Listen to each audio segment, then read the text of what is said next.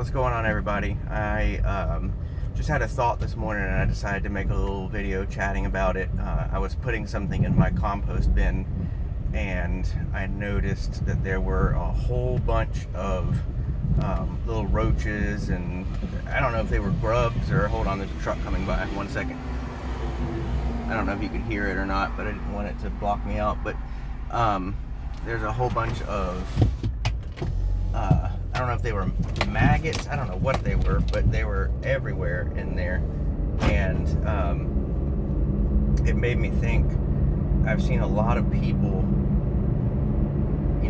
kind of freak out whenever they have bugs or of any kind in their compost. Roaches, earwigs, pill bugs, anything like that. And I thought about, it makes me think about stuff that I've heard and read and stuff like that. So stuff that I'm about to say is not some sort of, personal revelation that's, I've figured it out type thing.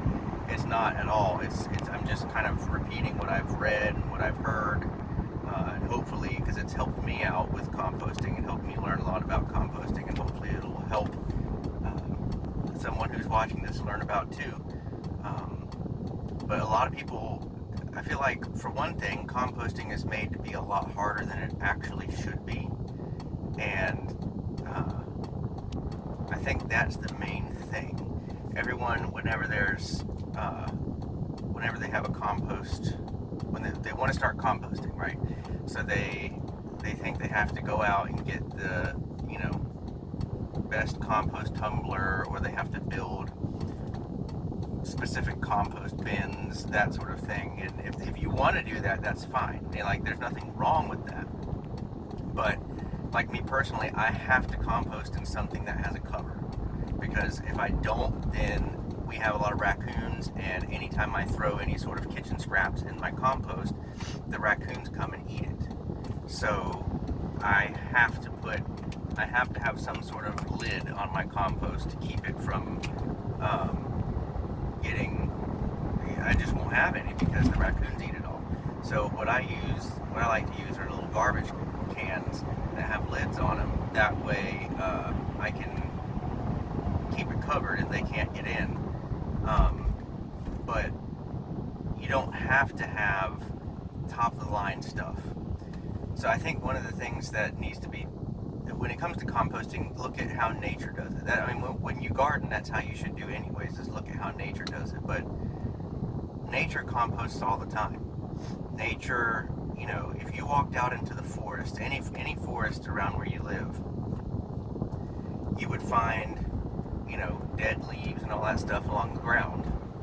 And if you moved any of those leaves out of the way, underneath is going to be this pitch black dirt, and that's leaf mold compost. And nobody went out there and stirred it, nobody went out there and watered it, nobody went out there and did anything to it. It just naturally did that. As leaves die in trees, they fall to the forest floor and they get composted in, and it creates fertility for the trees and the other plants that grow in and along the forest. If an animal dies, like a bird or any sort of animal dies in the forest, what happens? You get the scavengers come along and eat.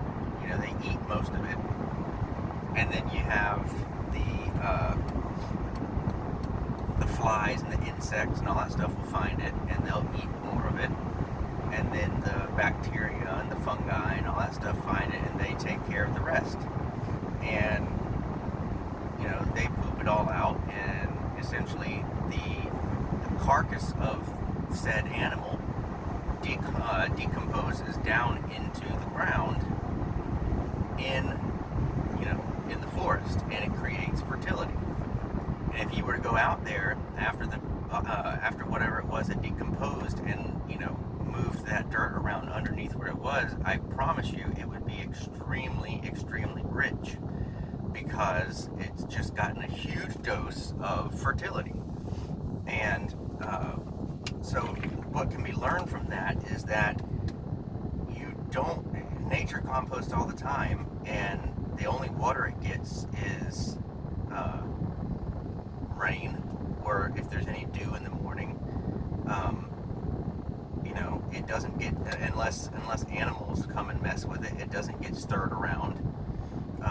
There's no specific, there's no thermometer sticking in it to see if it's at the particular heat that it needs to be, and no one's there turning it and then returning it and all that sort of stuff.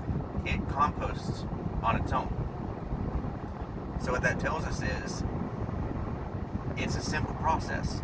And actually, David Hood has a book all about it. Compost everything. Compost your enemies is like his saying, but compost everything.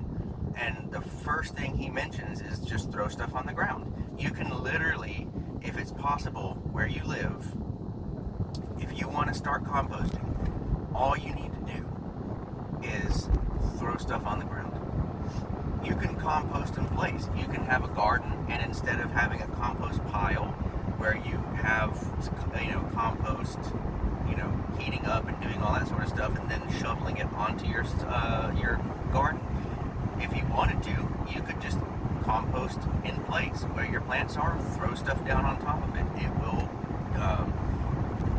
decompose and rot down into the soil. That's kind of the idea behind no-till gardening or lasagna gardens or anything like that, or David's what he calls the grocery row gardening.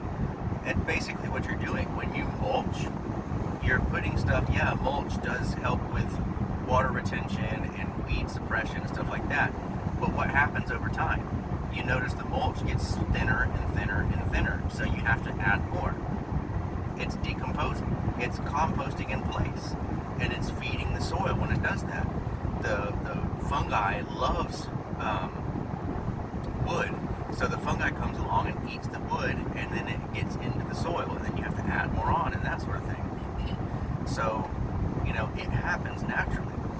Now, when you compost with any sort of system, all you're doing essentially is you're putting extra nutrients in there with kitchen scraps and stuff like that, and you're also speeding up the process. When you keep it watered, you don't really have to turn it, but if you do turn it, you're all it's doing is speeding the process up. It's not, doing that is not, you're not going to get compost if you don't turn it and water it and stick a thermometer or anything. You won't get compost, you got to do it this way. That's not true. You will get compost if you just throw something in a pile and let it sit there and never touch it, ever, until you go to dig some compost out. You will have compost. It just might take longer because you're relying 100% on nature and insects and whatnot to do all the composting for you, instead of you helping it along, keeping it moist so that the heat stays up, that sort of thing, so that fungi and bacteria have a medium to grow and all that sort of stuff. So that's where we, as humans, come along and we speed the process up. We're not making it compost, we're just speeding it up. But one of the things that I see a lot of is, people freak out, and I understand, people who are new to it, we've all been there. They freak out when they look in their compost bin and there's roaches or earwigs or worms or grubs, maggots, flies, anything you can think of, mold, mildew, any of that stuff. And they freak out and think that they're doing something wrong and they need to, change something. They need to dig the bugs out, the mold out, whatever. But if you look in your compost and it's full of bugs and mildew and mold and all that sort of stuff, that's a good thing. Those are all, like your insects and stuff like that, are your primary decomposers. You throw some stuff into the compost bin, you go out there, you've got flies and roaches and earwigs and all that sort of stuff. Like when I opened my compost today, there were roaches all in it. I've always got flies in it, and there were either, I don't know if it was maggots or grubs or what, they were all in it. I mean, it was just all over the place. But that's a good thing, because they come in there and they start eating the scraps that you put in there, any sort of carbon that you put in there, whether it's paper, leaves, whatever you put in there, they're eating it. and when they're eating it, they're pooping it. And so they eat it down, they eat the big stuff down, and then poop it out.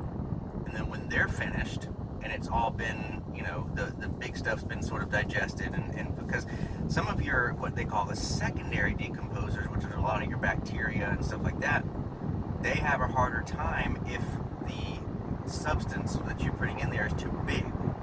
So you need the primary decomposers to come in, chew it up, poop it out. Now it's smaller. Now the secondary decomposers can come in. Your bacteria, your any of your microscopic stuff can come in, and they do the same thing. They come in and they eat like the poop and all that other stuff, and then they poop it out. And it's creating compost. It's digesting all of that stuff and creating compost. And not only is it doing that, but when they poop it out, it's adding fertility to it. So you're getting, micronutrients, macronutrients, all that stuff added to the compost. So if you're composting, you can make it as simple or difficult as you want. If you want a big compost system with tumblers and all that other stuff, then go for it. If you live in a community with an HOA or something where you have to keep it from smelling, because compost stinks, you have to keep it from smelling, you have to keep it from, whatever, keep the vermin out of it, whatever, or you just like the look of the tumblers and, you want it to look very neat, professional, that's fine. I'm not knocking that at all. Go for it, do that. But all I'm saying is, a lot of people think that you have to do that, otherwise you can't have compost, and that's not true. You can literally make a pile on the ground and you will have compost. It happens in nature every single day. Like I said, go out to any forest near where you live and you're going to see compost being created every day because of the leaf litter that gets on the ground, the dead plants that fall to the ground, dead trees, sticks that fall out of the trees, dead animals, dead insects, all that stuff lays on the forest floor and gets decomposed, and it creates compost. That's why if you go in there, pull back the leaf litter, the soil is black as pitch. It's like the best soil.